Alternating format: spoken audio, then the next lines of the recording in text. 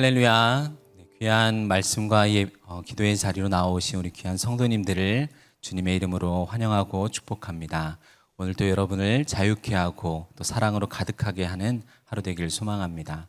오늘 우리에게 주시는 하나님의 말씀은 로마서 13장 1절부터 7절까지의 말씀입니다. 저와 여러분이 한 절씩 교대로 읽고 마지막 절은 함께 읽겠습니다. 각 사람은 위에 있는 권세들에게 복종하라. 권세는 하나님으로부터 나지 않음이 없나니 모든 권세는 다 하나님께서 정하신 바라. 그러므로 권세를 거스르는 자는 하나님의 명을 거스름이니 거스르는 자들은 심판을 자취하리라. 다스리는 자들은 선한 일에 대하여 두려움이 되지 않고 악한 일에 대하여 되나니 내가 권세를 두려워하지 아니하려느냐. 선을 행하라. 그리하면 그에게 칭찬을 받으리라. 그는 하나님의 사역자가 되어 내게 선을 베푸는 자니라. 그러나 내가 악을 행하거든 두려워하라. 그가 공연히 칼을 가지지 아니하였으니 곧 하나님의 사역자가 되어 악을 행하는 자에게 진노하심을 따라 보응하는 자니라. 그러므로 복종하지 아니할 수 없으니 진노 때문에 할 것이 아니라 양심을 따라 할 것이라. 너희가 조세를 바치는 것도 이로 말미암음이라. 그들이 하나님의 일꾼이 되어 바로 이 일에 항상 힘쓰느니라. 함께 읽겠습니다. 모든 자에게 줄 것을 주되 조세를 받을 자에게 조세를 바치고 관세를 받을 자에게 관세를 바치고 두려워할 자를 두려워하며 존경할 자를 존경하라. 아멘. 그리스도인들은 모두 생명을 얻었습니다. 생명이 있으면 자라나고 열매를 맺는 게 자연스럽습니다. 그래서 바울은 이제 예수 믿는 우리가 살아갈 방향을 지난 로마서 12장 1절 2절에서 말했습니다. 구약의 언어처럼 너희 몸을 거룩한 산 제사로 드리라 라고 했습니다. 이 몸은 전 인격과 전 생명을 포함합니다. 우리의 전부입니다. 우리의 전부를 드려 하나님을 사랑하는 것입니다. 왜 전부를 드려야 할까요? 하나님께서 먼저 자신의 전부를 우리에게 주셨기 때문입니다. 이렇게 전부를 드리는 것을 바울은 영적 예배라 했습니다. 이 영적이라는 단어가 거기서 사용됐을 때는 마치 무슨 영혼이나 신령한 이런 의미의 단어가 아니라 분별력을 발휘하는 뜻이었습니다. 막 황홀경에 빠져서 삶은 너무 처절하게 힘든데 실없이 막 웃고 다니거나 아니면 가정과 직장은 다 팽겨치고 책임감 없는 삶이 아닙니다. 그렇다면 우리는 어떻게 분별을 해야 할까요? 바울은 이 세대를 본받지 말라고 하였습니다. 그러면서 이 시대 구분을 합니다. 지금 세대, 이 세대와 오는 세대입니다. 그리스도인은 이 두 세대의 사이에 공존하는 가운데 있습니다. 단순히 우리가 이 서초구 우면동 끝자락과 과천 시작하는 그 중간에 서 있는 그런 모습이 아닙니다. 하나가 분명히 끝나고 다른 하나가 새롭게 시작되는 게 아니에요. 죄와 사망으로 죽어있던 이 세상 질서 속으로 의와 생명을 가진 새 질서가 우리 신자 가운데 들어와 공존하는 것입니다. 그래서 이 세대와 오는 세대의 구조와 체계를 잘 분별하라라고 말한 것입니다. 우리는 예수 그리스도의 십자가와 부활로 시작된 오는 세상의 생명과 질서가 우리가 지금 서 있는 자리에 들어온 것을 깊이 생각해야 합니다. 예전에는 이 땅은 여전히 죽을 맛이라 얼른 천국 가서 내가 생명을 누릴 것으로 이렇게들 생각했습니다. 하지만 성도는 이미 은혜와 의, 부활 생명을 지배하는 하나님 나라에 속해 있습니다. 그래서 바울은 그런 성도들에게 이 땅에서 각자에게 주신 은혜대로 맡겨진 역할을 그리스도 안에서 한 몸을 이루어 살아가라고 했습니다. 그 가운데 가장 힘써야 할 본질은 사랑이에요. 단순히 내가 그어놓은 형제까지만, 그 범위까지만 사랑하는 것이 아닙니다. 더 확대해야 돼요. 설사 악을 행하는 자라도 내가 직접 악을 갚지 말고 선으로 하나님께 맡기라고 했습니다. 그것이 바로 선으로 악을 이기는 것이라 지난 본문에서 말씀했죠. 그러고 나서 오늘 13장부터는 이제 우리가 이 세대에 속한 존재가 아니라는 정체성을 새롭게 가졌지만 오해해서는 안 된다라는 것입니다. 지금 이 세상과 무관하게 살 수 있거나 이 세상의 질서를 무시해도 된다고 생각해서는 안 돼요. 가끔 신앙생활을 열심히 하는 분들 중에서도 이런 극단적인 생각을 하는 경우가 있습니다. 물론 우리는 이 세대의 잘못된 문화와 가치관을 배격해야 됩니다. 하지만 우리가 몸을 입고 살아가는 이 세상을 하나님께서 아직 완전히 심판하신 것이 아닙니다. 여전히 하나님께서는 선하고 자신의 뜻대로 아름답게 다스리고 계십니다. 그래서 바울은 우리가 하나님께서 이 세상에 두신 은혜에 어떻게 반응하며 살아야 할지를 오늘 가르쳐주고 있습니다. 오늘 본문 1절과 2절을 함께 읽겠습니다. 각 사람은 위에 있는 권세들에게 복종하라. 권세는 하나님으로부터 나지 않음이 없나니 모든 권세는 다 하나님께서 정하신 바라. 그러므로 권세를 거스르는 자는 하나님의 명을 거스름이니 거스르는 자들은 심판을 자취하리라. 우리말로는 주로 권세라고 번역했지만 우리 위에서 다스리는 권위라는 뜻이 더 좋겠습니다. 얼핏 권위라고 하면 단순히 국가의 어떤 제도나 질서로 한정되어 볼 수도 있지만 권세들 이렇게 복수로 사용되었습니다. 다양한 권위들을 포함하고 있어요. 가정에서 부모의 권위, 직장에서 사장의 권위, 학교에서는 교수, 국가는 대통령을 비롯한 정부 기관의 권위 등이 있겠어요. 뿐만 아니라 윤리 도덕적인 규범이나 학문과 예술의 권위 등 여러 제도 관계 등을 모두가 여기에 포함될 수 있겠습니다. 바울은 왜 각 사람이 권위에 복종하라라고 주장합니까? 이 권위의 출처가 하나님이기 때문입니다. 이 세상에 있는 모든 권위는 스스로 존재하지 않고 하나님에게서 부여되었습니다. 하나님께서는 모든 존재와 본질을 친히 만드신 분입니다. 오늘날 특징 중 하나가 권위를 부정하는 것입니다. 만일 국가 제도나 질서, 사회 윤리, 도덕 규범, 학문과 예술의 모든 권위와 활동을 부정하면 어떤 일이 일어나게 될까요? 모든 권위를 다 부정하는 것은 이런 모양과 방식을 통해서 이 세상 역사 속에서 자기 뜻대로 행하시고 이루어가고 계시는 하나님이 없다라는 주장을 하는 것과 마찬가지입니다. 그래서 권위를 인정하지 않는 것은 결국 인간만이 남고 하나님을 거부하는 것입니다. 그러나 성경은 그렇게 말하지 않습니다. 권위는 하나님에게서 주어지는 것이에요. 우리 잠언 8장 15절 16절을 같이 읽어보겠습니다.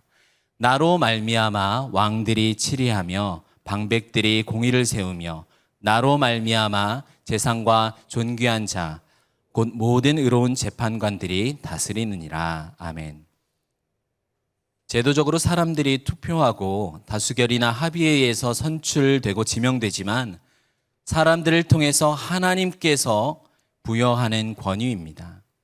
예수님께서도 요한복음에 보면 자신을 투옥하고 십자가 처형을 결정하는 이 빌라도의 권위를 존중했어요. 하지만 그가 가진 권위는 위로부터 주신 권위에 불과하다라고 이야기하셨습니다. 그래서 권위자에 대한 복종은 이 세상을 살아가는 우리가 하나님께 합당한 예배를 실천하는 것입니다. 이 권위의 주체와 크기, 범위와 길이도 다 하나님께서 정하십니다. 남편과 아내는 서로에게, 부모와 자녀도 그렇죠. 이웃집 사람에게 우리가 권위를 행사할 수는 없습니다. 대통령이라 해도 그 대상이 자국 국민의 생명과 재산, 국토를 보호하고 질서를 유지하는 것입니다. 다른 나라 국민이 우리나라에서 잘못하면 다시 그 나라로 인도하는 것을 우리가 보게 됩니다. 직장에서 사장도 마찬가지입니다. 오직 자기 직원에게 회사 내 업무에 해당해서 권위를 갖습니다. 교수와 학생도 마찬가지입니다. 그러나 이 땅에서의 권위는 제한되고 한정되어 있습니다. 권위의 길이도 나라마다 다르죠. 우리나라는 대통령 임기가 헌법 제70조에 따라 5년입니다. 미국은 4년이죠. 부모는 누군가 사망하게 되면 그 권위가 사라집니다. 사장은 퇴임하거나 직원이 퇴직하면 사라지게 되죠. 바울은 2절에서 권위에 복종하지 않으면 이것이 하나님의 명령을 거부한 것이라 말합니다. 그래서 권위에 순종하는 것은 하나님께 순종하는 것으로 여겨져야 됩니다. 우리가 모든 제도에 순종하는 것이 어떤 특정한 지도자나 당파의 정권을 유지하기 위한 게 아닙니다. 주를 위해서 순종하는 것이에요. 골로새서 3장에서도 가정에서 갖는 모든 관계의 이 순종이 하나님을 기쁘게 하는 것이라 말했습니다. 구약의 다윗은 자신을 죽이려고 생명을 위협하는 사울 왕을 제거할 기회가 있었습니다. 그러나 다윗은 그 기회를 포기했어요. 왜 그랬나요? 내가 손을 들어 여호와의 기름 부음을 받은 내 주를 치는 것은 여호와께서 금하시는 것이기 때문이었습니다. 우리가 높은 권위에 대항하면 당연히 제도 안에서 형벌이 주어집니다.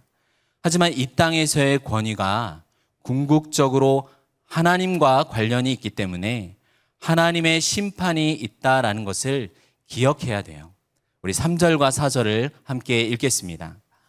다스리는 자들은 선한 일에 대하여 두려움이 되지 않고 악한 일에 대하여 되나니 내가 권세를 두려워하지 아니하려느냐. 선을 행하라. 그리하면 그에게 칭찬을 받으리라. 그는 하나님의 사역자가 되어 내게 선을 베푸는 자니라. 그러나 내가 악을 행하거든 두려워하라. 그가 공연히 칼을 가지지 아니하였으니 곧 하나님의 사역자가 되어 악을 행하는 자에게 진노하심을 따라 보응하는 자니라. 3절 4절은 하나님께서 다양한 제도와 질서라는 이러한 권위를 세우신 목적을 밝히고 이제 신자들에게 어떻게 살아야 할지를 밝히고 있습니다. 하나님께서 이 땅에 세우신 권세를 가지고 다스리도록 세움받은 관원들이 있습니다. 그들을 가리켜 하나님의 사역자라고 부릅니다. 만일 우리가 권위자를 두려워하지 않으려면 어떻게 하면 될까요? 선을 행하면 됩니다. 착한 일을 하면 두려울 게 없습니다. 괜히 여러분 중에 운전하다가 경찰을 마주하게 되면 그냥 움츠러드는 경우가 있습니까? 아마도 운전 중에 핸드폰으로 유튜브나 넷플릭스 같은 거 하다가 경찰을 마주하게 되면 좀 그런 경우가 있지 않을까요? 남일 같지 않게 느껴지네요. 상선벌악이라고 할 수 있겠습니다. 선을 행하는 자들을 칭찬하고 악을 행하는 자들을 벌하는 것을 통해 이들은 이 세상에서 하나님의 목적을 이루고 있습니다. 선을 행하는 자에게 칭찬하고 상으로 격려할 때 세상을 다스리시는 하나님의 일을 돕는 것이죠. 또한 악을 행하는 자에게는 그 악을 향해 진노하시는 하나님을 대리하여 이 칼의 힘으로 보응하고 하나님의 일을 돕는 자들입니다. 그래서 믿는 우리는 이 세상의 질서와 제도, 관원들에게 복종해야 합니다. 이 세대가 비록 죄와 사망으로 타락했지만 여전히 하나님의 은혜로 보존되고 다스려지고 있음을 우리는 이 창세기 노아에서부터 확인할 수 있습니다. 노아와의 언약을 통해 이 땅과 그 위에 살아가는 인류를 구원하실 이 시간과 공간을 확보하셨어요. 그렇기 위해서 하나님은 땅을 다시 저주하여 물로 심판하지 않으리라 라고 약속하셨습니다. 그리고 하나님께서는 사람의 피를 흘리는 자는 그의 피도 흘려지게 하라라고 명하셨습니다. 사람이 타락하여 이 행하는 그 폭력들이 얼마나 심각한지를 알리시고 그러한 폭력의 보응이 엄중해야 한다라는 것을 일깨우셨어요. 한편으로는 사람들이 이 처벌을 무서워서라도 폭력을 자제하게 만들어 인류 사회가 폭력 때문에 망하는 것을 막고자 하신 것입니다. 이것은 죄와 관련돼서는 근본적인 해결책은 아닙니다. 하지만 이 세대를 유지하는 은혜로 베푸신 국가 제도가 여기서 발현되고 구현되어 왔습니다. 이것은 다른 여러 사회 질서도 마찬가지입니다. 그러나 만약 이러한 하나님의 목적을 벗어난 권위가 오히려 악을 행하고 선을 막으면 우리는 어떻게 대해야 할까요? 교회에서 복음을 전하지 못하게 막는다면 어떻겠습니까? 동성애나 동성 결혼을 인정하는 법을 우리가 받아들일 수 있을까요? 살다가 싫으면 언제든지 이혼해도 좋다라는 법을 우리 믿는 사람들이 따라야 할까요? 그리고 이런 권위를 우리가 반대하고 거부하는 것도 과연 하나님께 대항하는 것일까요? 결코 그렇지 않습니다. 우리는 모든 권위를 존중하고 복종해야 하지만 그 권위자가 행하는 말과 제도에 담긴 진리의 크기만큼 복종하면 됩니다. 사도행전 4장 19절에서 베드로와 요한은 권세가 하나님을 대적할 때 이렇게 말했습니다. 하나님 앞에서 너희의 말을 듣는 것보다 하나님의 말씀을 듣는 것이 더 옳은가 한번 생각해 봐라. 그러나 동시에 우리는 이러한 권세나 질서가 우리에게 명하고 요구하는 이 구체적인 일이 하나님의 법에 어긋날 때 순종을 거부해야 합니다. 하나님에 의하여 세워진 질서 자체를 부정해서는 안 되겠죠. 이처럼 참된 권세를 분별하는 것도 바로 우리 믿는 사람들의 지혜라 할 수 있겠습니다. 5절부터 7절까지 읽어보겠습니다. 그러므로 복종하지 아니할 수 없으니 진노 때문에 할 것이 아니라 양심을 따라 할 것이라. 너희가 조세를 바치는 것도 이로 말미암음이라. 그들이 하나님의 일꾼이 되어 바로 이 일에 항상 힘쓰느니라. 모든 자에게 줄 것을 주되 조세를 받을 자에게 조세를 바치고 관세를 받을 자에게 관세를 바치고 두려워할 자를 두려워하며 존경할 자를 존경하라. 사람이 권세에 복종하는 것에는 더 깊은 차원이 있습니다. 바로 각 사람의 양심 때문입니다. 믿는 우리는 궁극적으로는 사람 앞에서 행하는 것이 아니라 하나님의 면전에 있습니다. 우리가 무서워서 권위에 순종하는 것은 강압적이고 소극적인 순종입니다. 하지만 양심 때문에 권위에 순종하는 것은 자발적이고 적극적인 순종입니다. 바울은 모든 권세를 주신 분이 하나님이신 것을 존중하는 이 대표적인 표시로 납세를 예로 듭니다. 세금을 바친다라는 것은 국가의 권위, 다스림을 인정하는 뜻이죠. 여러분 중에 갑자기 자동차세나 지방세 이런 거 혹시 안 낸 게 생각나지 않습니까? 저도 설교를 준비하면서 밀린 자동차세를 냈습니다. 오늘 이 말씀을 듣고 전하는 이 이스라엘의 상황은 어떻습니까? 이스라엘은 애굽에 의해서, 아수르에 의해서, 바벨론, 메대와 바사, 그리고 그리스와 이제 로마에 의해 지배를 받고 있습니다. 우울하고 절망적인 민족의 역사 상황입니다. 1세기 당시 조세는 민감한 정치적인 문제이면서 동시에 종교적인 문제이기도 했어요. 바리새인과 헤롯 땅의 사람들이 예수님께 몇몇이 찾아와서 로마의 황제에게 세금을 바치는 것이 과연 옳은지 질문했습니다. 만일 세금을 바치라라고 하면 예수님은 황제 숭배자와 민족의 배신자로 낙인 찍히겠죠. 반대로 세금을 바치지 말라라고 하면 황제를 거역하는 로마의 원수가 됩니다. 그러나 예수님께서는 무엇이라고 말씀하셨죠? 황제의 것은 황제에게, 하나님의 것은 하나님께 드리라라고 했습니다. 실제로 예수님과 제자들은 이 납세의 의무를 준수했습니다. 마태복음 17장에 보면 베드로에게 바다에서 네가 낚시를 해서 물고기의 입에서 나온 한 세계를 가지고 나와 너를 위하여 그리고 그들이 실족하지 않도록 내라라고 하셨습니다.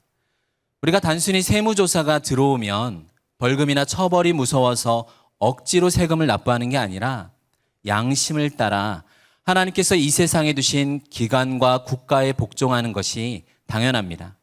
하나님을 생각하며 따르는 것이죠. 바울은 7절을 결론으로 모든 자들에게 주어야 할 마땅한 것을 주어야 한다라고 말합니다. 이것이 하나님을 믿는 자들이 마음으로 그리고 행위로 세상에 보일 사랑입니다. 세금뿐만 아니라 우리는 각자의 모든 자리에서 여러분들이 어떠한 일을 하더라도 하나님께서 주신 소명으로 여기고 충실하게 해야 합니다. 이것이 이 세대를 분별하는 삶의 예배입니다.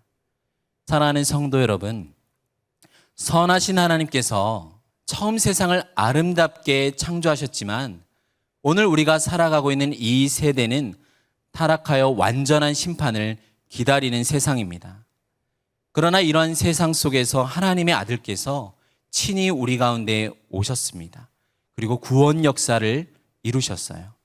우리를 구원하시기 위해 오늘 또 이 세계를 잠시 더 보존하고 유지하십니다. 언뜻 세상 역사는 사람이 이루어가는 것처럼 보이고 이런 세계의 모습들이 우리에게 마음이 아프지만 여전히 모든 것은 하나님의 선한 뜻에 따라 진행되고 있습니다. 그래서 우리는 예수 그리스도 안에서 우리를 사랑하신 하나님을 사랑하면서 동시에 하나님께서 세상을 위해 두신 모든 일 속에서도 이웃을 사랑하는 마음으로 힘써야 하겠습니다. 기도하겠습니다. 하나님 아버지, 이 세상을 다스리시는 하나님의 선한 뜻과 능력으로 역사가 진행함을 믿습니다. 죄인을 구원하기 위해 아주 오래전부터 시간과 공간을 확보하시고 국가와 민족을 하나님의 뜻으로 인도하심에 감사드립니다. 역사를 뚫고 우리에게 임한 하나님 나라를 오늘도 살아가며 여전히 이 세상에서의 삶에도 분별하여 하나님의 통치에 순종하게 하여 주시옵소서. 우리의 일상이 고요하고 평안한 생활을 할 수 있도록 이 세대에 허락하신 권위가 바르게 행해지게 하여 주시옵소서. 예수님의 이름으로 기도드립니다. 아멘.